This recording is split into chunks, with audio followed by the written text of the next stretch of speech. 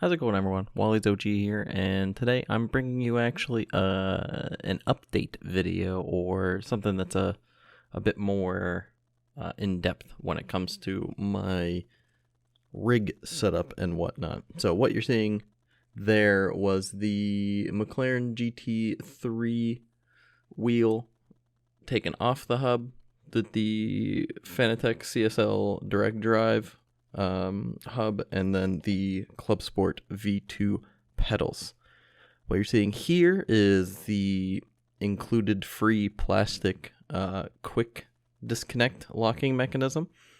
That thin kind of white line you see in there, that's where you need to lock it over. You need to basically not see that in order for it to stay in. Comes with this warning label just so if friends and everything come over and they try to do that and whatnot, basically telling you don't cover the ring. Like, once you cover the ring, that's it. So basically you just kind of do this, screw it over just a little bit, get it over, and it's good. And here I am just trying to do it all one-handed and whatnot and zoom in just to try and show everyone. But basically there's some problems with that one too, so you got to be careful with that.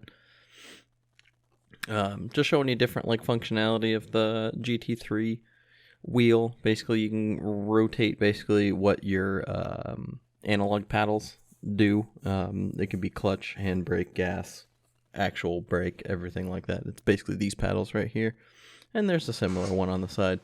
And what we're comparing it to is this, and this is what I've been playing a lot recently actually, which is Gran Turismo 7. Obviously this is my desk setup and it's not my rig and whatnot, but I'm really just trying to play this just for funsies, because, you know, why not? And once I got on it, and I've been playing for like a day or two, I really noticed the differences between this and the Fanatec stuff. And before, you know, I was kind of talking about it and whatnot in my other video, but this one I'm really gonna go for it. So here we have a nice little double view. We have, well, my hands shifting and whatnot, and also my feet. And one of the first things that I noticed when trying out the Logitech wheel in iRacing again was, holy crap, the brake. The brake is terrible.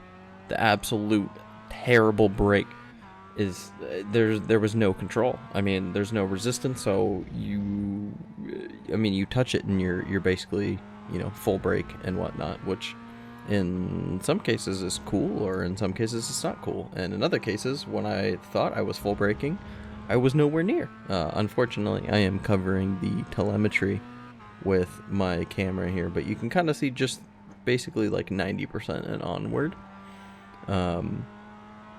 The steering and everything seemed to actually almost be better in a way, but I think maybe that's just because I'm more used to like an actual wheel than like a GT wheel, and I'm maybe getting a different wheel at some point this year.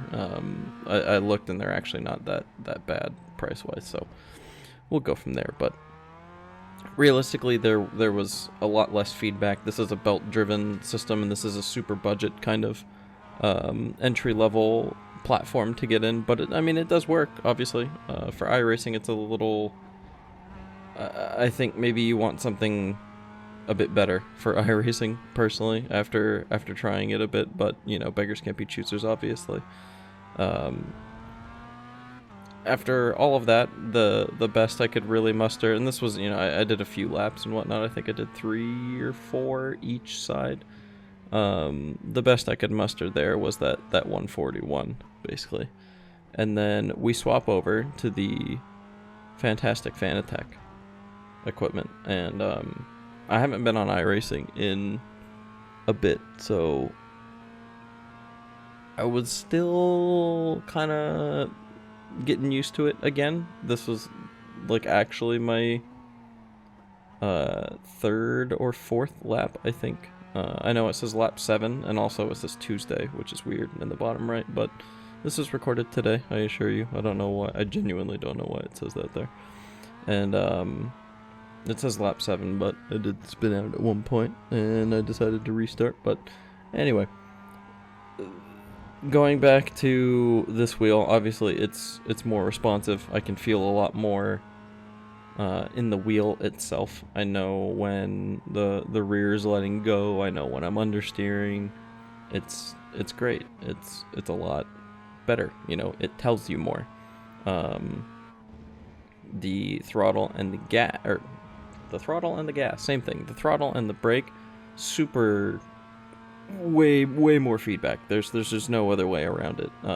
The brake with like its simulated resistance, basically has like a little marshmallow kind of like thing in the back of it. I don't know. It's kind of weird to describe, but basically it has a resistance in it, and it helps a lot actually. Kind of lets you know the second you feel resistance, hey, you know, that's your pixel brake basically, and it works out really well. The throttle is super responsive also. I can feather it and kind of do what I call, I guess, like the Senna, because, you know, well, I mean, if you followed him, he does his little basically through turns and whatnot. But yeah, that was it. I said this was more in depth, and realistically that was kind of it. I really just wanted to showcase the like 2 or 3 things, and try out some different angles. But anyway, that was it. Yeah, I'll be sure to upload more. I'm trying to upload more, at least. I need to figure out how to edit better. Anyway, guys, thanks for sitting and watching.